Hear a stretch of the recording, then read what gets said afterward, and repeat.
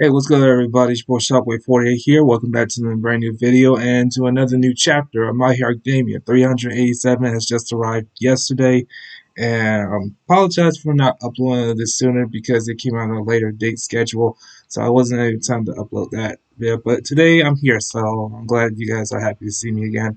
So, as you see right now, there's a little bit of noise dripping because it's raining where I am right now, and also I'm wearing this hat because it represents the Falcons because it's draft day, and I'm looking forward to see the draft day. Who's my Falcons will be drafting over today's event. So that's why I'm wearing it. All right, so before I get started on today's video, a quick reminder, as I always say before, if you're watching today's video, make sure you hit that like button, and of course, if you're new to the channel, make sure you hit that subscribe button. Also, while you're doing that, make sure to turn on notifications so you won't miss a thing. That way, be notified to every video I upload. So I also have some other stuff I'll be talking about after the video is over, so keep an eye on that. So let's go right into this chapter. Let's see what this chapter is all about. I'm looking forward to see what's going on here. So let's go. My Hero Academia is actually on break this week, and I was about to eat some Chinese food and relax and kind of settle down for the day, and then I saw a tweet on Twitter by Rukasu saying, "Who's ready for a surprise?" And I don't think I was ready for this surprise, because now we have the chapter spoilers for My Hero Academia chapter 387, which is on break this week, thanks to Golden Week, so we have this chapter a week early, I believe. According to Rukasu, the chapter begins with Getten and Compress talking in prison. We did see Getten and Compress arrested during the My Hero Academia war arc that we saw take place in Season 6, so both of them were taken away at that time, but it seems like now, according to what we can see on the pages at least, and I do have the pages on my phone, so if you see me looking down there, I'm not texting, I'm checking the pages. It seems like Getten and Compress are not only in the same facility, but their cells are back to back, so they're not really cellmates, but they're right here next to each other. Getten starts off the chapter confirming one of the biggest theories that we've ever had about that character, and I even did a short about it recently, where Getten says that the Himura family blood is thick, and that they were a clan with many different lineages, with all of them being very rich and prideful. But the more that the age of Quirks advanced, the more prestige they lost. As the Himura family started to slip lower and lower, Getten says that they didn't want their blood to get mixed with other families. And Compress commented this is just a mix of family pedigree and quirk discrimination, something that Spinner told him all about in the past when they were just chilling, being the League of Villains. As a result of having this very high standard for the pedigree of their blood over the course of history, the Himura family started only marrying distant relatives to try to keep the bloodline intact, and because of that, they actually almost went extinct. Getten then tells Compress that the last desperate measure that the Himura family had was to sell people from the main line into various arranged marriages, very much like what we saw with Ray and Endeavor. Afterwards, though, the other lineages in the Himura family started to slowly decline and disappear, and that's where we kind of have Getten, who's also a Himura, confirmed in this chapter, who was taken in and raised by Redestro. And there is a major reason why we're getting this speech on the Himura family from Getten this early on in the chapter, and I promise it's going to be worth it when you stick around to the end. Getten then says that with the passing of the generations, quirks have become more complex,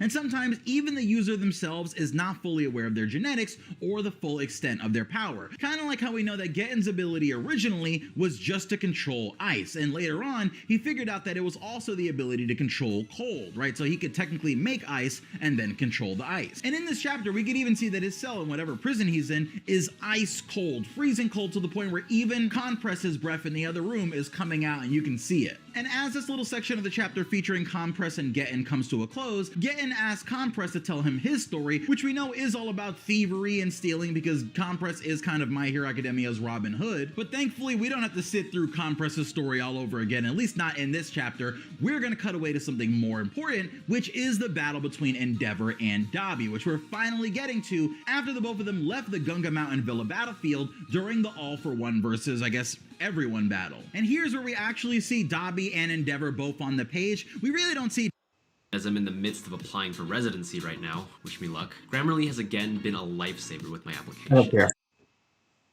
Dabi as much because Dabi seems like he's in a giant orb of fire that is in the forest, kind of just like a massive dome of flame around Dabi's body because of all the heat that he's giving off. But we find out that these two have actually flown 800 meters away from the original location that they were in Gunga. And of course, it's that time of the week where we look up how many meters that is compared to miles. So 800 meters to miles. Okay, so they move like half a mile away from where they originally were. I feel like I could have just ran that in that distance comparisons that they did that, they actually only flew 0.49 miles away, so they're really not all that far from where they originally were when the battle began. Now, thanks to Tsukauchi and everything going on over the radio system that all the heroes are tapped into, Endeavor hears about the news about Dabi's impending explosion and realizes that not only the civilians will be hit, but also the heroes that are trying to contain Toga's clones. And I don't think at this point that Endeavor has any idea that his wife and his 2 other children are actually within the blast radius. But now we know with 100% certainty that everyone in Toga's group, so that's Toga, Ochako, Jiro, and anyone else in that area, as well as all the people that were actually defeated by All for One,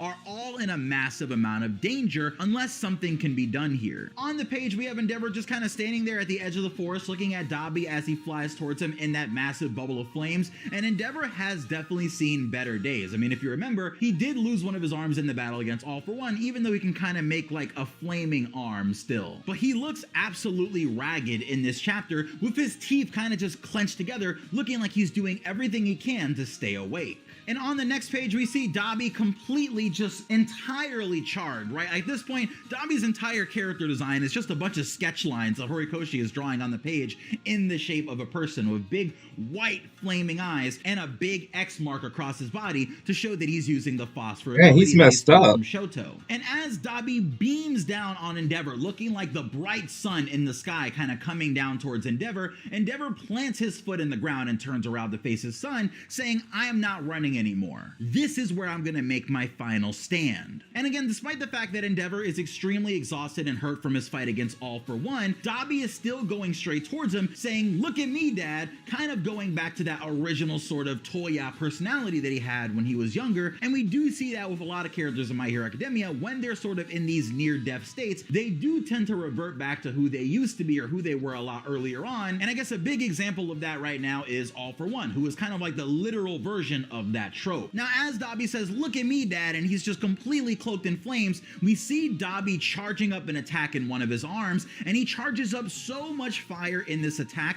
that his arm actually starts to like bubble up. It literally looks like it expands and just gets big, right? And we see kind of like a big weird like meteor on Dabi's arm that he's about to swing at Endeavor. But in Endeavor's mind, he doesn't see this giant flaming kind of scary monster in front of him. He's actually picturing young Toya in this instance, when Toya was asking Endeavor to look what he could do now, back when this was all still a very manageable situation. But proving that things have definitely left that place and we are in the end game where everything changes, Dabi lets loose a giant fiery punch. It's literally like Ace's fire fist from One Piece. He goes like this, and a giant kind of flaming fist goes towards Endeavor. But you can see on the page that when Dabi throws his punch out using his maximum firepower, it seems like, he actually completely blows off all of this part of his arm, right? Everything from here to here is just gone for Dabi, who seems like he really doesn't have that many attacks This left. guy's a maniac. All of his attacks are literally just blowing his limbs off. Endeavor manages to narrowly avoid this attack and dodge backwards, but the giant flaming fist goes into the ground and sends flaming pillars rising from all over the battlefield, which further send Endeavor flying backwards because he wasn't really trying to dodge those. He couldn't see those coming, and it really just shows how versatile Dabi's quirk is because he's ruling this battle against what's supposed to be the #1 hero. So after the flame pillars come out of the ground, Endeavor pleads with Dabi to put the fire out and,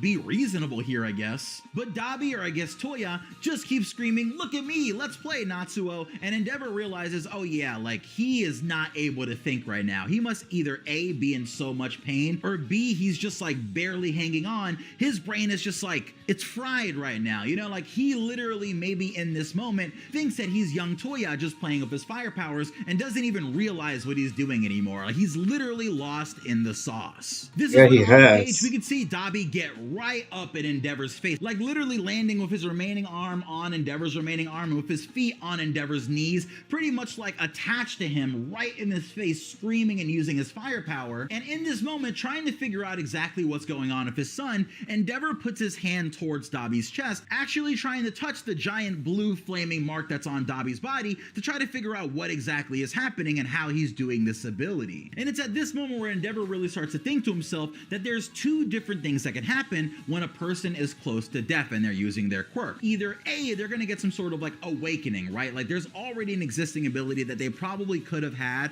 that they just didn't realize they could do. And on the page, we actually see Bakugo, as a narration and everything shows us that this is exactly what happened to Bakugo, who in his very last moments activated an ability that he naturally probably would have figured out how to do later on in life, but it ended up coming out when he needed it. The other thing that can happen typically though when someone's in a near-death situation is they might even unlock an entirely new type of ability, because like Gen was saying at the very beginning of the chapter, they might not have understood how the quirk worked in the first place, and there might have been a section that they were just like not thinking about or completely unaware about, so that could cause a lot of strange effects to happen when a person is literally dying and they're kind of just throwing anything at the wall and trying to figure out anything that they could do to survive in that moment. And here, as we literally see Endeavor's entire face being burned as his hand is on Dabi's chest, he sees something that I don't think he was ever expecting to see. Something that shouldn't possibly be where it is.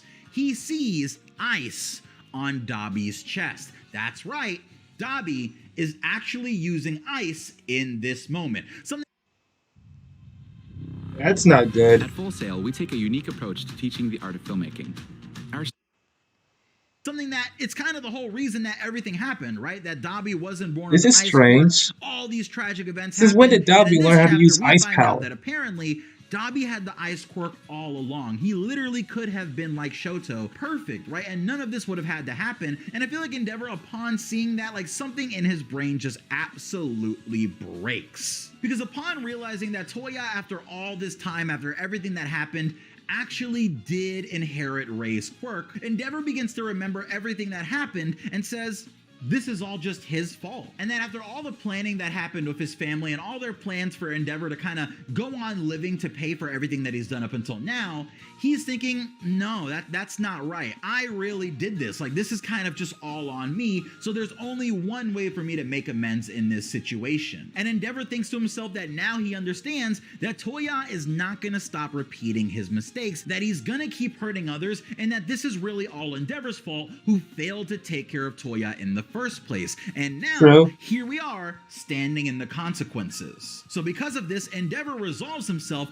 to not let his son die alone, and he says that he's not going to let Dabi get anyone else involved in his plot for revenge. So somehow it seems like Endeavor has a plan to save everyone within a 3-mile radius, because that's everyone who's in danger or would be involved in Dabi's revenge plan here. All of Endeavor's memories start kind of flooding back through his mind, and we actually see on the page a completely, not a completely healed Endeavor and Dabi, because they are both still missing one of their arms, but on the page it made me realize that one, Dabi and Endeavor are both missing the same exact arm, and I thought it was really cool that Dabi asked Endeavor to have a dance with his son all the way to hell, and in this chapter we literally get a page that looks like Endeavor and Dabi are dancing, both with their own flaming arms so they can hold each other while they do this dance. We then see Endeavor bow his head in shame, and he actually grabs Dabi as tight as he can, full on bear hug mode, taking in all the pain from all the flame that is hitting his body now, because, you know, Endeavor is a flame user, but he's not completely resistant to it. And Endeavor then holds Dabi and does the only thing that he knows how to do, exactly what he did against the high-end Nomu in Season 4.